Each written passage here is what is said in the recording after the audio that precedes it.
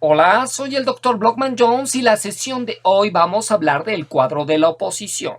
La oposición es un tipo de inferencia que a partir de una sola proposición, a partir de un solo juicio, deducirá los valores de verdad de otros juicios interconectados con esta proposición original. Cabe mencionar que todos estos juicios van a compartir el mismo sujeto y el mismo predicado. Lo que va a variar es la cantidad y la calidad del juicio o la cualidad del juicio. Es decir, que este mismo sujeto y este mismo predicado se usarán en ciertas modalidades que tendrán que ver con juicios universales y particulares y con juicios afirmativos y negativos. Hay cuatro modalidades de juicio dentro del cuadro de la oposición. Están los juicios universales afirmativos, los cuales serán representados con la letra A. Luego están los juicios universales negativos, que serán representados con la letra E. Luego tendremos los juicios particulares afirmativos, que serán representados con la letra I, y los juicios particulares negativos, que serán representados con la letra O.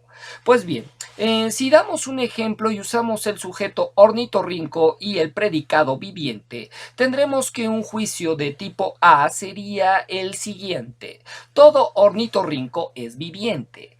Luego su respectivo juicio de tipo E será ningún ornitorrinco es viviente, o bien todo ornitorrinco no es viviente. Estos dos juicios son exactamente lo mismo. Luego tenemos los juicios de tipo I, particulares afirmativos. Algún ornitorrinco es viviente sería un ejemplo de un juicio de este tipo. Finalmente tendremos los juicios de tipo O. Algún ornitorrinco no es viviente, o bien no todo ornitorrinco es viviente. Esto último también es equivalente del juicio anterior.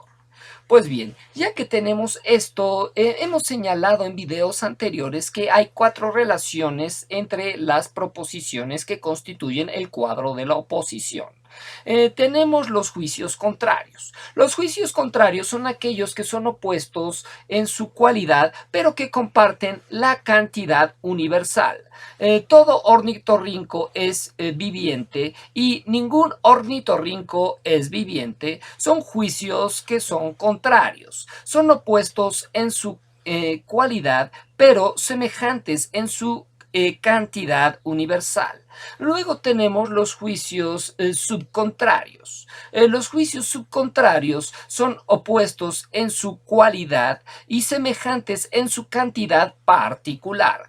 Algún ornitorrinco es viviente y algún ornitorrinco no es viviente. Son juicios subcontrarios. Luego tenemos los juicios de tipo subalternos. Estos van a compartir la misma cualidad pero distinta cantidad. Es decir, pueden ser simultáneamente afirmativos o bien simultáneamente negativos, pero uno será universal y el otro será particular. De tal manera que si tenemos todo ornitorrinco es viviente, su respectiva subalterna será algún ornitorrinco es viviente. O bien si tenemos un juicio negativo como ningún ornitorrinco es viviente, tendremos que su subalterna será algún ornitorrinco no es viviente.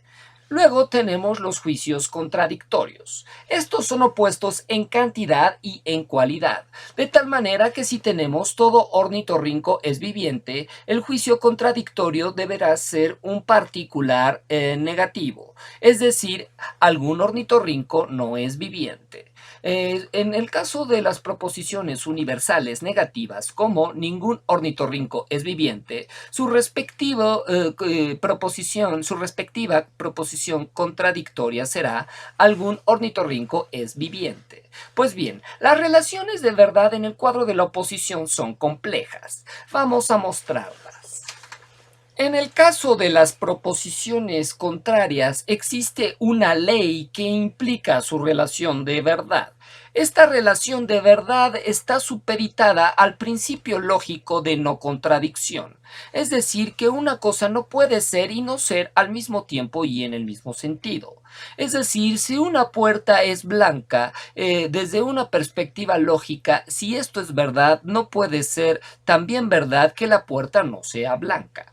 Pues bien, en el caso de los juicios contrarios, tenemos que dos proposiciones contrarias, que dos juicios contrarios no pueden ser simultáneamente verdaderos. No obstante, ambos pueden ser simultáneamente falsos o bien uno verdadero y el otro falso. Queda claro cuando decimos que todos los animales son vivientes, que esto sea verdadero y que su contrario, ningún animal es viviente, sea falso.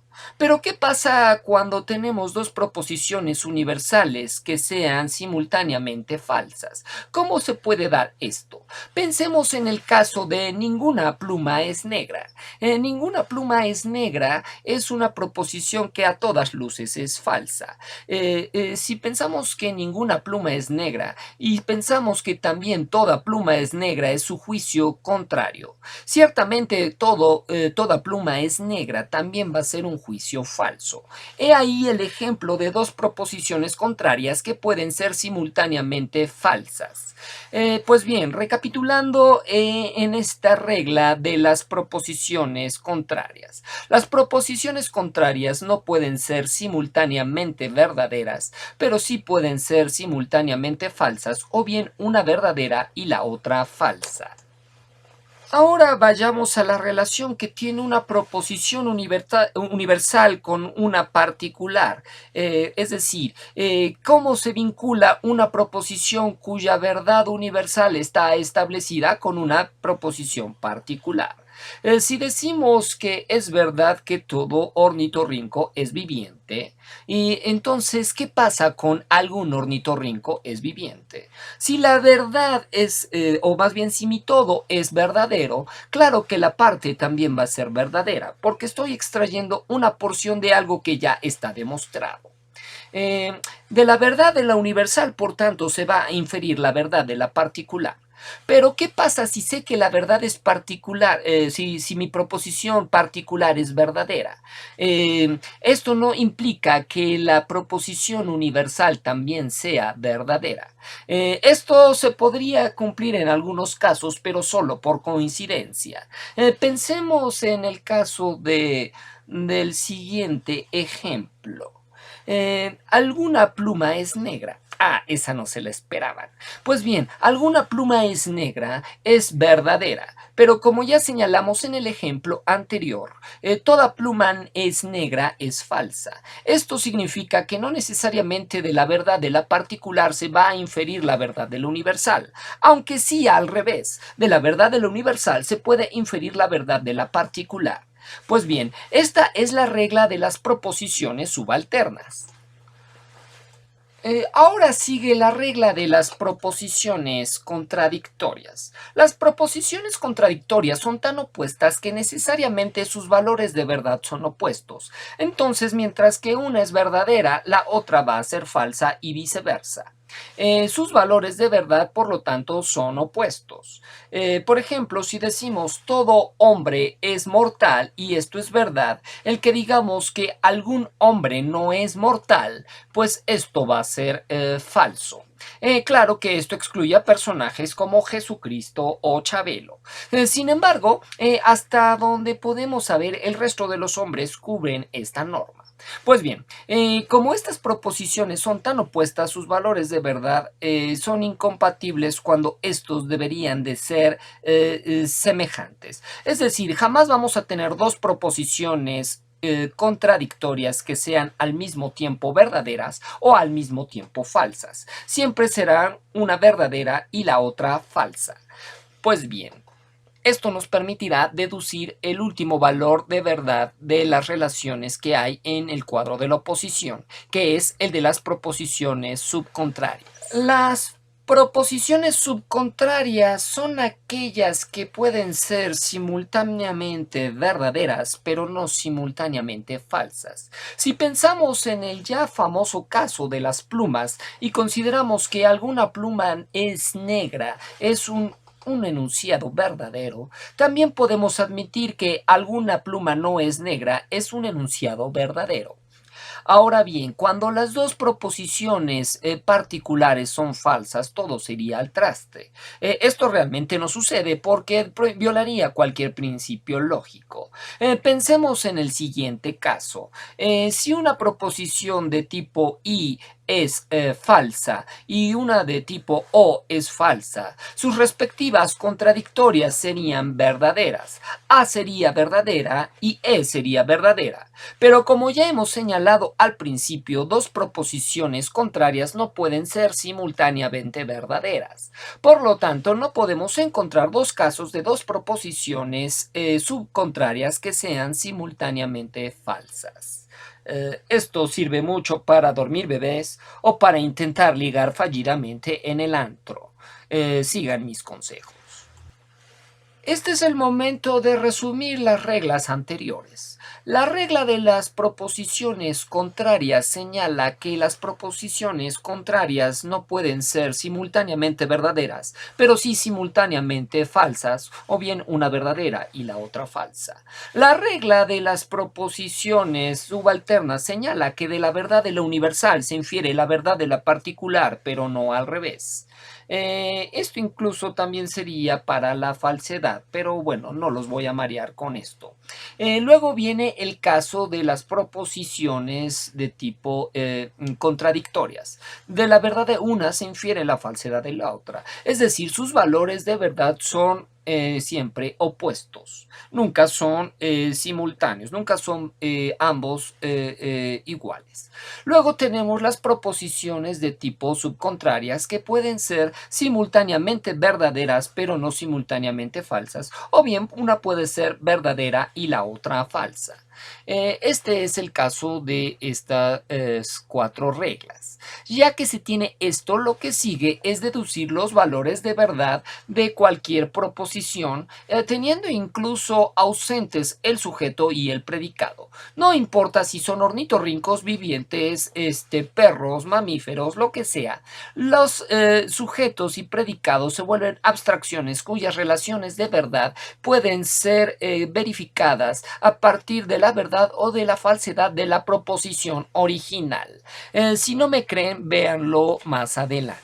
La regla de las contrarias dice que dos proposiciones contrarias no pueden ser simultáneamente verdaderas. ¿Qué pasa si tenemos que A es verdadera? Entonces el resultado de E será falso, porque es la única opción que tenemos. Ahora bien, si el caso contrario fuera dado, es decir, que A fuera falsa, entonces cambiaría toda nuestra perspectiva. Porque si A es falsa, entonces la regla nos permite dos opciones. Dado que ambas pueden ser simultáneamente falsas o una falsa y la otra verdadera, podemos concluir que E es o verdadera o falsa. Puede haber enunciados en los que coincidan ambas como falsas o una necesariamente tenga que ser verdadera y la otra falsa. Pero este cuadro se aplica en casos donde no conocemos exactamente qué sujeto y qué predicado tenemos. Por lo tanto, las relaciones de verdad aquí se vuelven abstractas. Siendo A falsa, entonces E puede ser tanto verdadera como falsa. Lo mismo ocurre del lado derecho. Si E fuera verdadera, pues claramente que A necesariamente tendrá que ser falsa. Veámoslo gráficamente. E verdadera y tengo solamente dos opciones, que una sea verdadera y la otra sea falsa. Por lo tanto, A va a ser falsa. Ahora, si A fuera falsa, si E fuera falsa, pues necesariamente tenemos que concluir que aquí esta es o verdadera o falsa. Eso es respecto al cuadro de la oposición en torno a las proposiciones contrarias. Ahora vayamos al caso de A de nuevo. Ya mostramos que A es verdadera. ¿Qué pasa con su respectiva contraria? Dijimos que es falsa. Ahora pensemos en su contradictoria, lo cual es bastante sencillo. Dijimos que las proposiciones contradictorias son aquellas cuyos valores de verdad prácticamente son opuestos. De tal manera que si A es verdadera, su contradictoria será necesariamente falsa. Y entonces hemos podido deducir con estas reglas del cuadro de la oposición los valores de verdad de al menos dos proposiciones vinculadas con esta original. Siendo esta verdadera, entonces E es falsa y O es falsa. Ahora, ¿qué pasa con su subalterna? Habíamos señalado que de la verdad de lo universal se infiere la verdad de la particular. Entonces podemos deducir que si esta es verdadera, su particular será también verdadera. Ok, eso es lo que podemos señalar respecto a este tipo de proposiciones. En este caso puedo saber exactamente todos los valores de verdad que tenemos. En caso de que de que A fuera falsa, todo puede cambiar. Considerémoslo de la siguiente manera. Mi punto de partida A sabemos que es falsa y desconocemos qué significan las demás proposiciones. Aún así tenemos que deducir los valores de verdad del resto de las proposiciones. Ya habíamos señalado en el ejemplo anterior que si A es falsa, E puede ser verdadera o puede ser bien falsa. Ahora, ¿qué podemos decir respecto a O? Si A es falsa, su contradictoria será verdadera, dado que las proposiciones contradictorias siempre tienen valores opuestos. En el caso de la proposición subalterna de A, de la verdad de la universal se infiere la verdad de la particular, pero no al revés. ¿Qué pasa entonces con este caso? De la falsedad de la universal se puede inferir la falsedad de la particular. Pues no. Queda el caso de que la falsedad en las subalternas se da de la siguiente manera. Mientras que la verdad de la universal permite inferir la verdad de la particular, la falsedad de la particular permite inferir la falsedad de la universal. Pero en este caso no se da al revés. De la falsedad de la universal no se puede inferir la falsedad de la universal. Pensemos en el caso de las plumas. Todas las plumas son negras. Esto es falso. Esto no permite inferir que algunas plumas son negras sea también falso. De la falsedad de la universal no se puede inferir la falsedad de la particular. Por lo tanto, respecto a esta ley de las subalternas o por esta ley de las subalternas, no podemos inferir el valor de verdad de I. Tampoco lo podemos inferir por el valor de las contradictorias, de sus contradictorias, porque no sabemos exactamente qué valor tiene E. Puede ser verdadera o falsa. Y si esta es verdadera, acá será falsa. Y si esta es falsa, acá será verdadera. Ahora, la regla de las subcontrarias nos dice que ambas pueden ser simultáneamente verdaderas, pero no simultáneamente falsas. Esta es verdadera y esta también podría ser verdadera, pero también del caso que esta pudiera ser verdadera y la otra fuera falsa. Por lo tanto, los valores de verdad de I no se pueden deducir. Si alguien quiere un camote, este es el momento. Y entonces señalaré que esta puede ser verdadera o esta puede ser falsa.